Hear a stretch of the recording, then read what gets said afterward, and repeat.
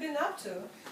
So you've been missing for a long time here, so you have kind of a lot to catch up on, but in the past week I've been doing a lot less than that. So, I don't know, I guess in the past week I've been trying to get my enemy types back to the way they were in the beginning of the game, when they were all kind of like distinct from each other. There was a point somewhere early on that I made all the enemies like procedurally generated, but they ended up being very similar to each other as part of that, because it wasn't quite done yet, so I finally got around to actually working on that again. So now the enemies are kind of unique, and they serve like specific purposes, which is nice. Kind of feels more like useful to actually pick which ones you want now.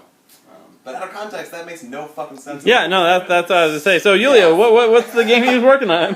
So the game is called the Untitled BulletHell.com. I need a screen to explain this game. I can't do it in the kitchen. Do you have a screen? Yeah. We can always cut in They video want to of the show game. it.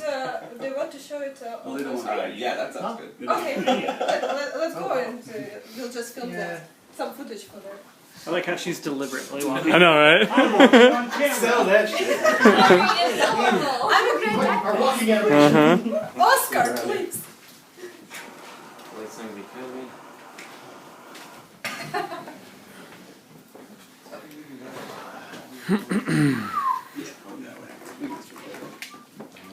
How many people are going to play this at the moment? I can wait. You and David them? I can play. Alright, it's you two? I don't know, we'll do the line on. Let's leave it on. Yulia, can you hit A? A. Alright. Just once. Shit. Once for you. Alright, we're on.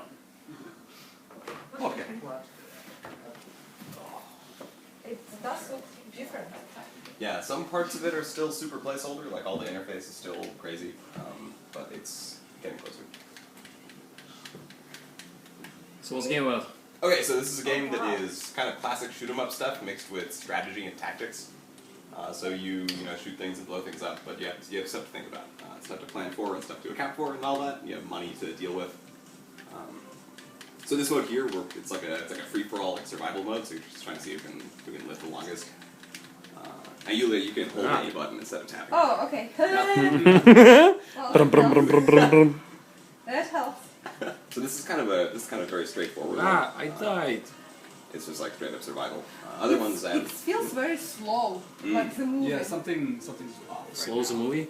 weird. I'm like, I'm Slow so movie. slow. Oh, you can. Oh my god, oh my god. If you stop shooting, you move faster. Yeah. Really? Yeah. Oh, it's like either shooting or... Right, sprinting. We might be playing this. How do you use the special? Oh my god. Ah. Right. How do you use the special X? Yeah, so Special X is X. special, that's the thing you pick at the beginning. The rocket and the mortar cost 10 each, and the other one is 30 per second. So when somebody's out now, before there was this weird rule about being like a ghost, and you would have these weird things that would happen, but now instead you play as this crosshair. The red Yeah, guy. I'm playing as Crosshair now. Right. Shoot so stuff. He can, Wow. I really like the explosion effect on this. everybody seems to like that. Mm-hmm. We can show off the. Yeah, I kind of need to demo stuff for a sec so we can kind of say what's different. Let's see. Let me grab one of these controllers and me and Dave will just show how things work really quick, and then we can just do like a regular playtest again. Can I have this one? And could you turn that one off for a second so we can just like show some things? How do I turn it off? A button was. No. The yellow Just one. hit it one more time. You're already out. One more time. There we go. Hey. Okay. And, You want me to stay alive? You today? So you can talk. Sure. Yeah. well, I have a Yeah. question. Okay. Oh, and that's So, this is going to be local Yes. and online multiplayer. Is this correct? No, just local. Just local, okay. Yeah, it's okay, on the multiplayer would be a cool thing for this game, but it would add so much to it that it would need to be just like a separate project, basically. It's not the scope we're looking for. Yeah. Are you planning any campaign mode? Yes. Oh, well, this is Very great. much. Yeah. So there's a lot of stuff there. There's a lot of stuff there that you've kind of been missing while you were out. So we can explain that in a sec, but that's totally separate from all this. Okay, so I'm gonna go ahead and die. So we can show these crosshair rules really quick. The crosshair thing, the idea about it is that you can still do stuff because you're out, and you don't want to be just like sitting there and waiting because that's boring. We're playing on survival. Let me switch. I'm very excited about this upcoming campaign mode. Oh yeah, it's very, very not actually there yet, but there's enough to see that it's kind of fun. Yulia, Can I play? I was just trying to show Yulia, you. why don't you go back over there and you can ask any more questions you have? Okay. I feel like we've seen enough of the gameplay. game. People Okay. understand. Yeah. So you can ask some questions if you want. So, Go ahead and grab this. for how long? How long? Eli, for how long have you been developing the game? David, when did we start this project? I don't remember. It was like a couple months after we got here. November, December? November, It's probably like December-ish. yeah, it's probably like 3 or 4 months. So, what is your ultimate goal for this game? Ultimate goal as in what? As in, We want people to put on enjoy it. XYZ platforms. Oh, okay. So we're definitely going to target Steam. I'm interested in finding out about console stuff because it's a local multiplayer game and that's what makes sense. So I don't know if we can yet or not. We have to find some more connections and all that. And I've been saying that for a while. So.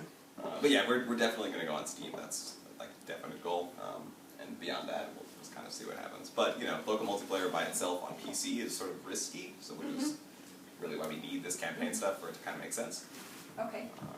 I don't know. That's the idea basically. Okay. Sweet. So, what is the major pitfalls that you encountered so far while developing the game? Okay, so the multiplayer stuff. One of the modes we didn't actually see here, but one of the important parts of it is that there's a split screen mode where there's 2 teams that are kind of playing like dodgeball. And instead of directly shooting the other team, you try to get money so that you can send minions to attack them for you. Okay. So it's like you don't directly attack them, but when you do better, things get harder for them, and it's kind of like who can outlast in that sense. And there's this big problem with that while it does make sense and like the mechanics work and like you do compete for stuff, it doesn't feel quite as direct just because it isn't. Sure. So there's this constant problem of just like how do you make this feel as satisfying as any other type of game where you're just like directly punching people or whatever. I understand. I understand. So basically, it's like marketing. You don't see results immediately. Is this correct? Something like that. Oh, okay. Yeah, it's like a matter of how to make this particular thing feel satisfying, even though it's Okay. not like the type of satisfying thing you're used to in this kind Okay. of game. Well, it's up to you as a game designer how to solve this balance issue. Right. And I'm sure you'll succeed in this. Alright. All right. Oh, you little blush Steven. Well, On that note, let's. on that note, let's move to probably your music composer who making music for this game. It's David. And David is going to tell about Oh my his God, he's so tall. I gotta turn the other way. experience making music for the entitled bullethell.com. Go over, stand next to him. So, the experience, it's very fast paced. So that's a kind of challenge right off the bat. I work a lot on sort of more emotional games or just things that aren't exactly a shoot 'em up. So it's sort of a new thing for me. So over the past month or so, I've been putting together different demos and trying to figure out the style and the energy that I want to go for. And I've got a couple tracks now that I'm pretty happy with. Can you please show or give us to listen any of your tracks? Yeah. Please. Sure. Let's do that. Come over this way. I feel like she's really walking sometimes. I know, right? It's going to be a funny video. Is it?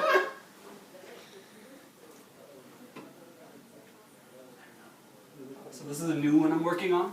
It's a lot more. It's sort of got a dancey element to it. I wanted to not worry about being too repetitive in a game like this because you kind of want to like slip into the groove and get just kind of a rhythm going. So this is a bit more repetitive. Rhythm is a dancer. Cool. So that's the first song. It is very dancing. Is it going to be in the game? Something Oh. Yeah, this one's in with there. part of this in it or something. I don't know. Yeah, this one's in it.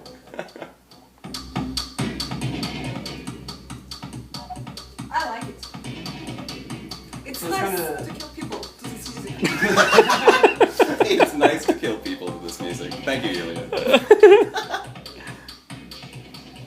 bit of an industrial element to it, like with all the machines and that stuff that's going on. Like it's kind of trashy sounding, and lots of distortion and lots of compression. So it just kind of smashes. So yeah.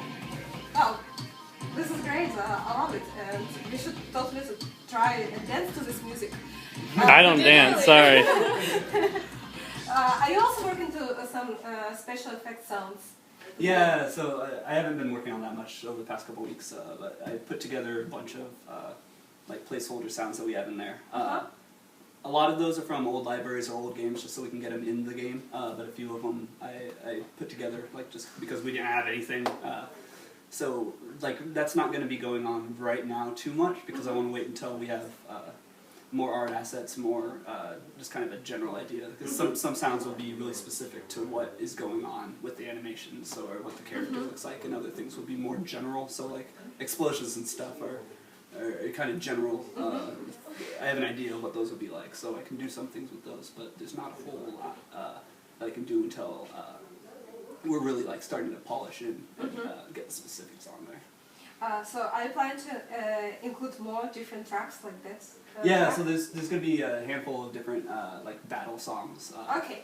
And then also there'll be that campaign we were talking about. There's going to be some overworld sounds, and I'm kind of figuring out what cues, like what specific like events are going to happen, like where there need to be different songs. Okay. Like there's a big mountain in the middle, so like when you're climbing that mountain, like we'll want to have a separate song for that. But Wow. Well, that sounds cool. Yeah. Very cool. So next week. Will you let us listen to more of your creation? yeah. Okay, sounds good. And now we are going downstairs to the man cave of Keith and Nick. Are we? Well then. Yes. Keith is downstairs. Nick is upstairs. Nick, do you want to go downstairs? We don't have to go downstairs. Alright. We can do it here. Oh, okay. You want to do Nick first? Okay, let's do Nick first. Hi, Nick. How are you doing? Doing great. So this is Nick Holbrook. He came from Texas. Uh, Nick, how do you enjoy being a part of the House of Games? It's awesome. I have a lot of fun here. Everybody's really great. We have a lot of fun, but we get a lot of stuff done. So how's Seattle compared to Texas? Very rainy and chill. Here, though I hear it's cold in Texas, right? And it's been pretty cold in Texas. But I don't know. It's just really wet here and not a lot of sunshine.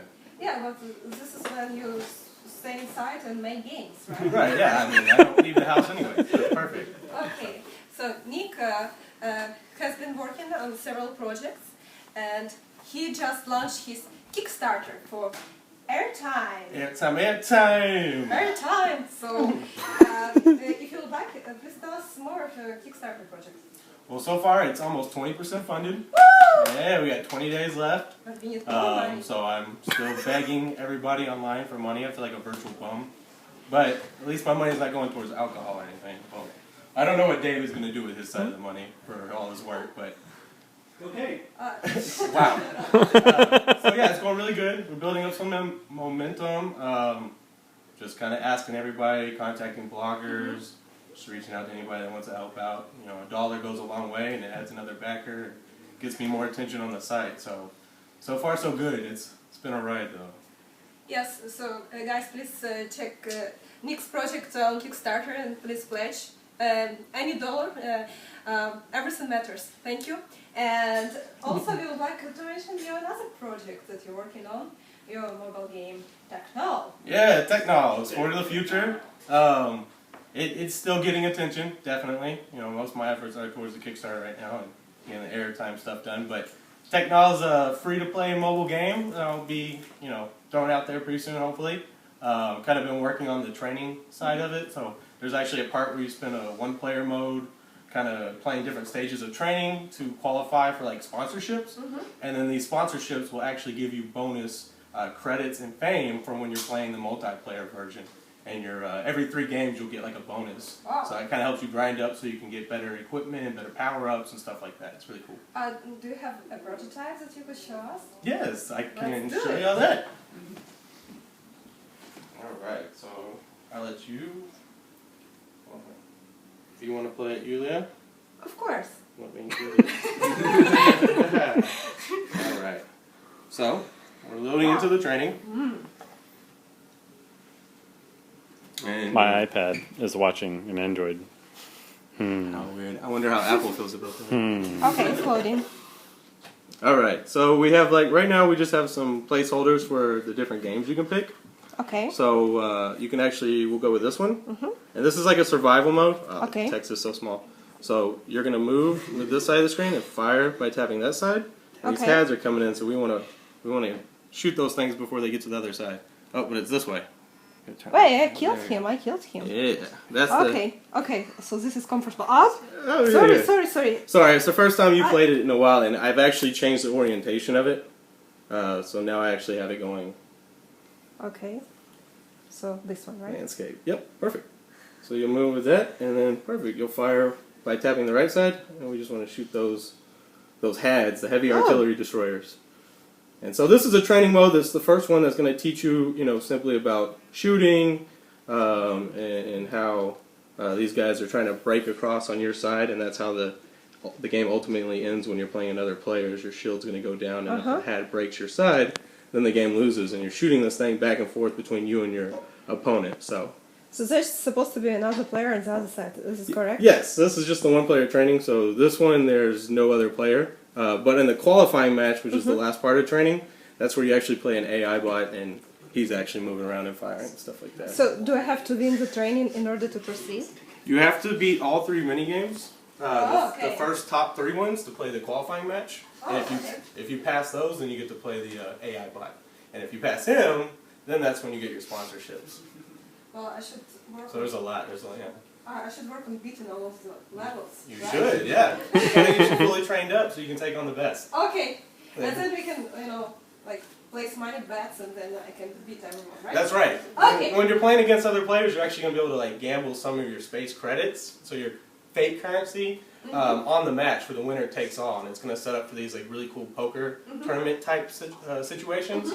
So keep winning, a tournament of 8 people, winner takes all of the pot and stuff like that. So, and then you'll use that money to ultimately power up your ship and buy more garage space for other ships and stuff like that. A lot of cool things out in store.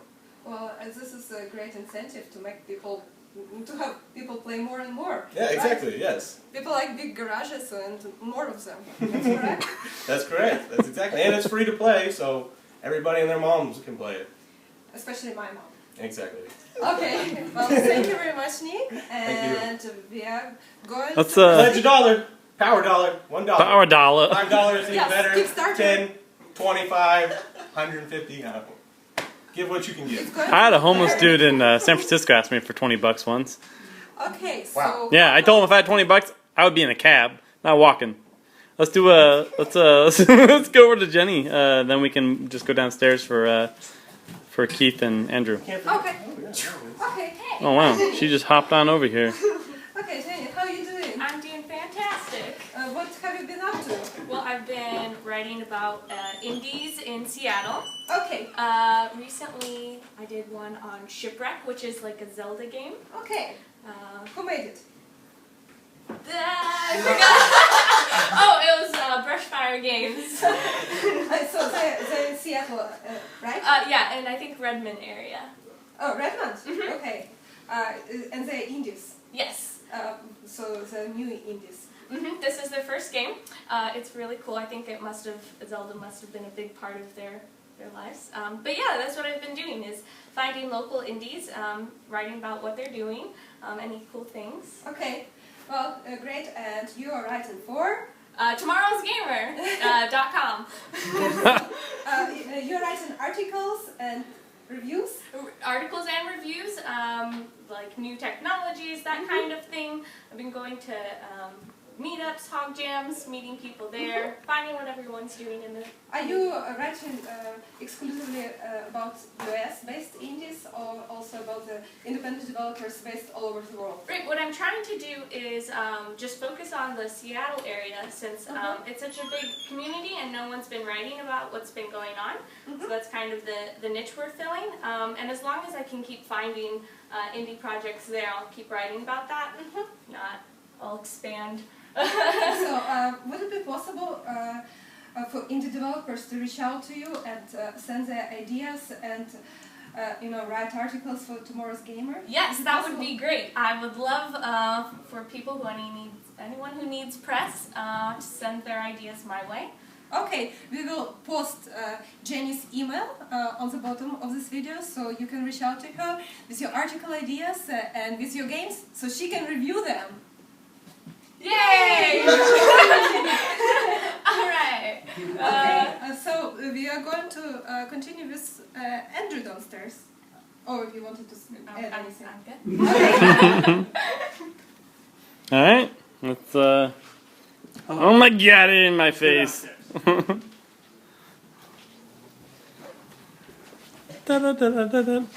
Into dungeon. Oh my God, cat. Oh, it's so dark. We faded to black a little bit, and now we're back. It's like the 70s. Something cool that we just discovered was This works. the Ouya controller works for the Amazon Fire TV.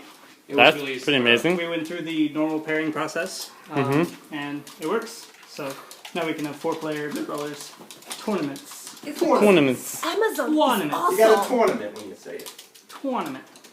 The only thing is that there is a bit more latency on the Ouya controller. Really? Yeah, just a little bit is barely noticeable.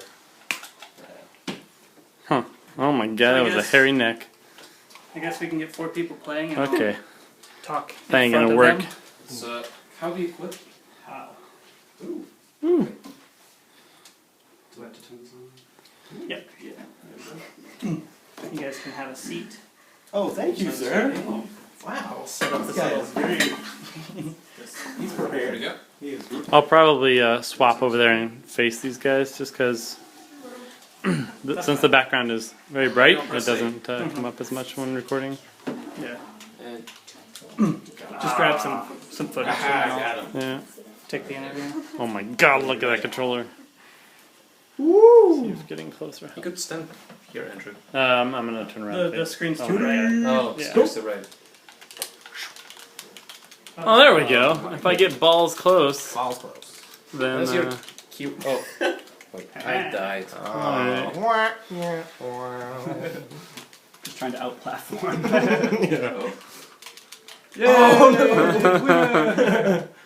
Funny thing is, these guys haven't seen any of these levels yet, except for one. I got a It's weapon. all new to me.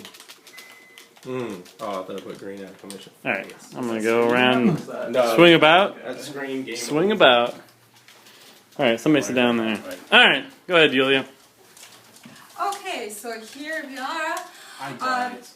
downstairs in the House of Games, and guys here are playing Andrew's new game, Bit Brawlers.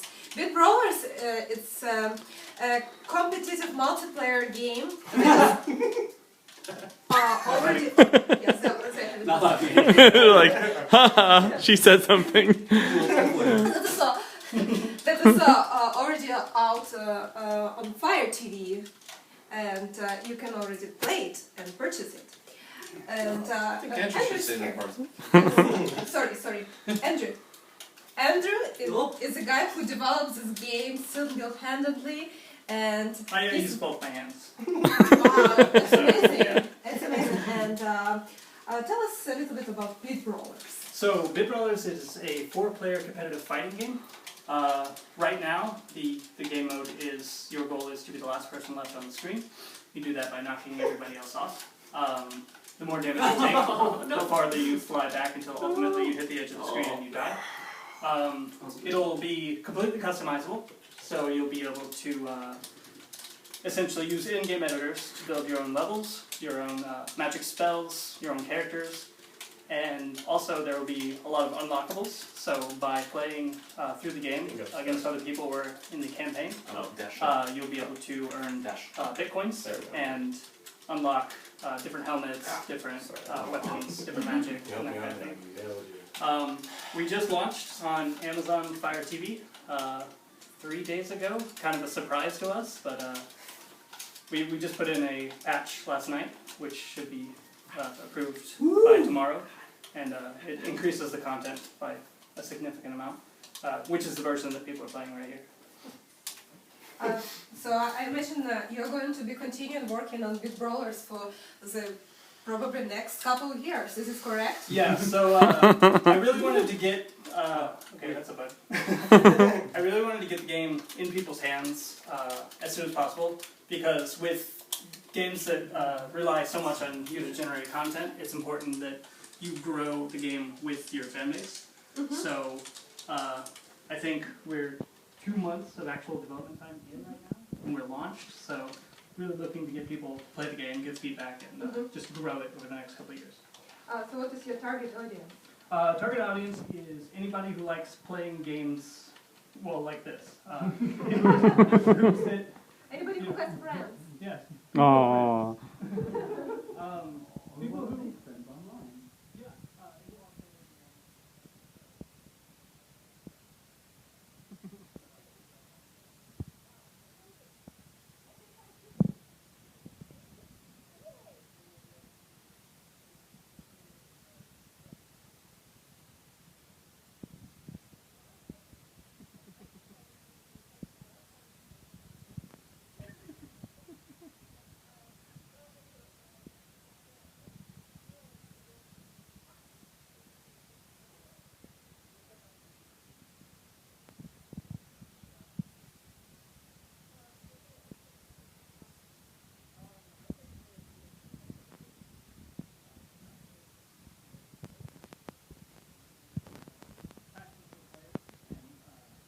is more of a industry-facing event, so I think that PAX will really see growth in our fan base, and I mean GDC people were really excited about the game, so I can only imagine what will come out of PAX.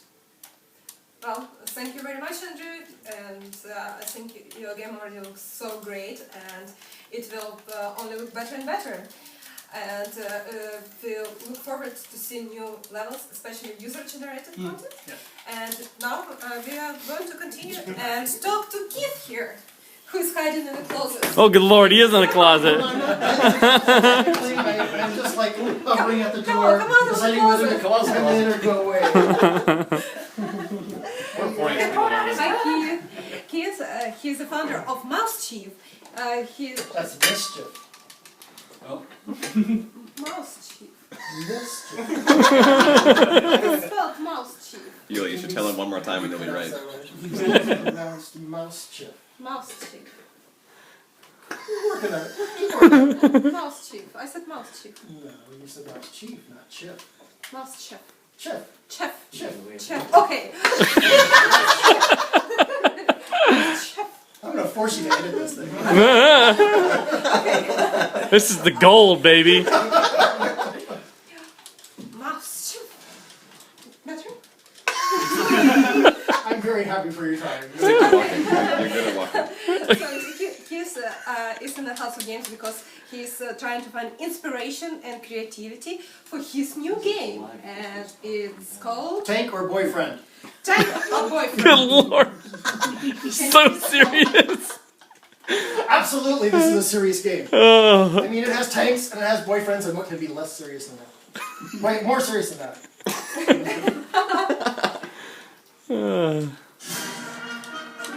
It doesn't even fit the screen in. It's too large for its own good. It's too big. All right.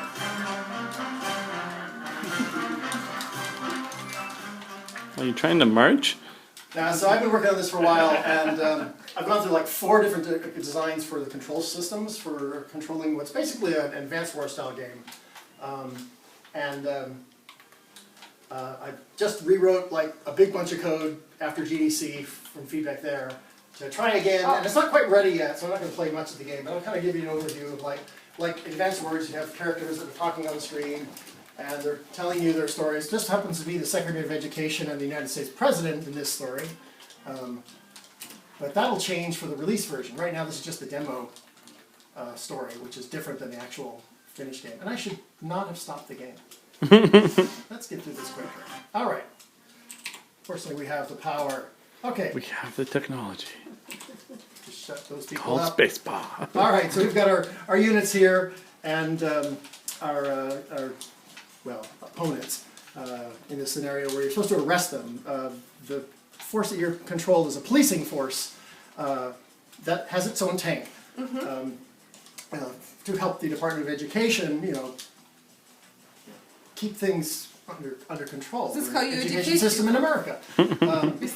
So, of course, as the commander of a police force, you actually have a lot more constraints placed on you than you would in like the military. I mean, clearly you just do what you want as a commander of the military. No one's going to say boo. But in a police force, you actually have constraints. And here you have the asset supervision safeguard.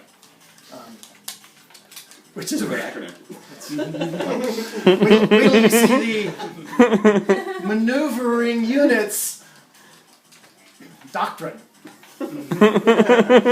This is the new control system. So before you could just move where you wanted to, and then you'd have to pick a facing, because in this game I've added facings, so if you want to attack from flanking or from behind, you can get bonuses. But now, you actually, when you make a choice of where you're going to move, it also informs you on where you will be facing. So you're constrained in that way. And that's the maneuvering units doctrine. So you got to really think a lot about... Oh, she's talking again. Gosh, these women also talk. It's not the women, it's the game. Like, who invented this style of game anyways? Japanese, probably? So I like to talk too. So you can arrest, or if you just want to kill the guy, you can attack, but that would crash the game right now, so let's just arrest him.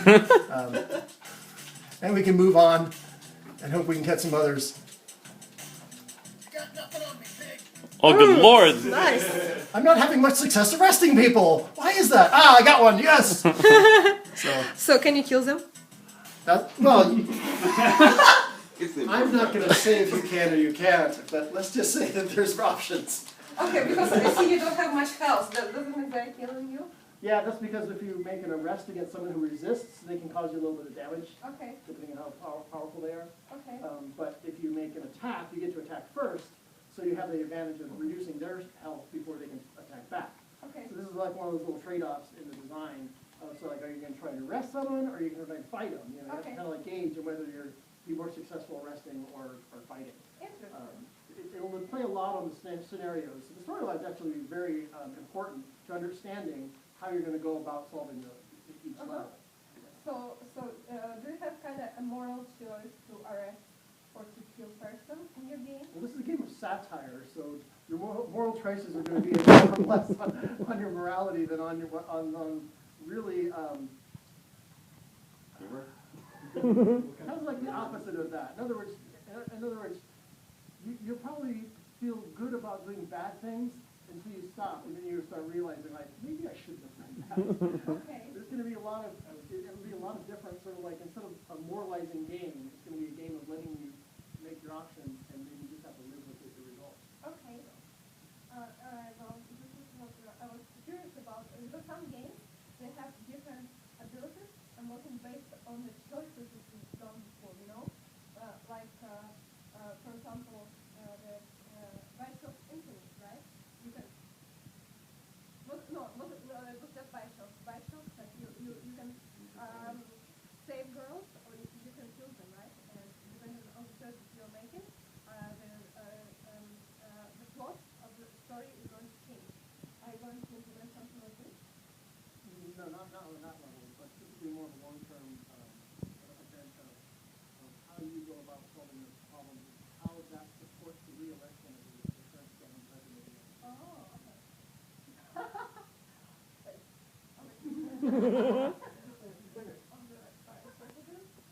No, actually, it's based on the near future. So a little bit more advanced. You get things like robots and some drones as part of your police force. Okay. But then again, there's going to be some pretty weird opponents out there too. Giving you range of scary things in America today. Very interesting. I'm very excited about this, and I'm especially excited how you're going to integrate the satire inside the game. It's such a serious game. I don't know. Went on after all. Can I go home now? Yes. Yes, you're You leave the House of Games! I'm out! I know, right? He's very spry for a Keith. For a young guy. Yes, one of the species Keith. Hey, what are you doing over there? Oh, I'm trying to see You trying to break his game? Stop that. Oh, well, it would be It's free to break. Just don't break the computer. Free to break. Free to break. Free to break. Trust me, it's full of bugs right now. You'll have no problem. Arrest. Oh, it crashed. Oh, it didn't crash. What do you say? That was crashed every time I did that. Now you're making the game work. How did she do it? Why is she escaping? Such a bitch. I'm sorry.